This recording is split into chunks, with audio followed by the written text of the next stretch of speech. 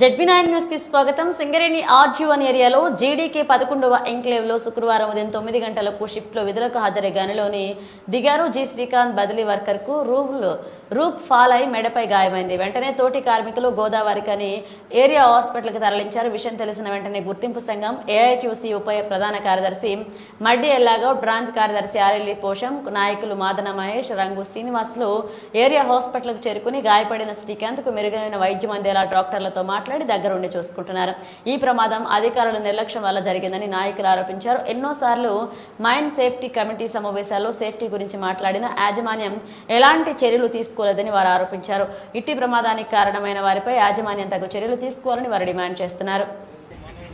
Night షిఫ్ట్లో అంతకుముందు కూడా కార్మికులందరూ కూడా సంబంధించిన అధికారులకు అది బ్యాడ్ ఉంది, బాగా లేదని చెప్తే కూడా పట్టించుకోకుండా బలవంతంగా అక్కడ పనులు చేయించడం జరిగింది.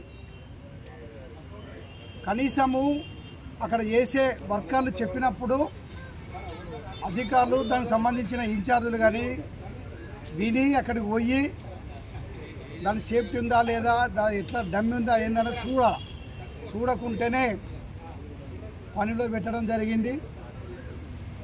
ఇట్లా అధికారుల నిర్లక్ష్యం వల్లనే ఈ ప్రమాదాలు జరుగుతున్నాయి.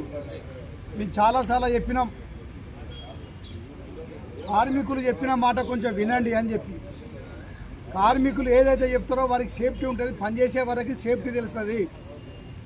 చూసే వాళ్ళకి ఏం తెలియదు, చెప్పే వాళ్ళకి తెలియదు అనే ఉద్దేశంతో మేము చాలాసార్లు మేము చెప్పడం జరిగింది.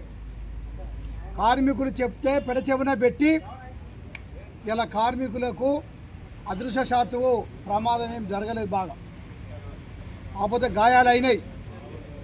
కానీ దీనికి సంబంధించినటువంటి ఎవరైతే ఇన్ఛార్జ్ ఉంటారో, దీని బాధ్యులు ఎవరు ఉంటారో ఖచ్చితంగా కఠినమైన చర్యలు తీసుకోవాలి.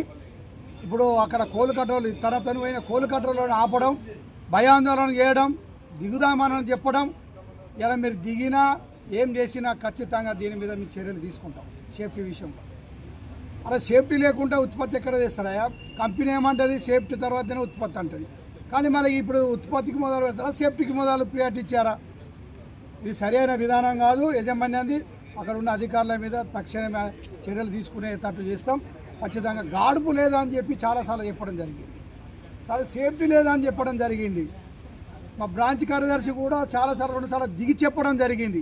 సేఫ్టీ కంపెనీలో పెడుతున్నాం, మైన్స్ కంపెనీలో పెడుతున్నాం, అయినా దాన్ని ఇంప్లిమెంట్ చేయకుండా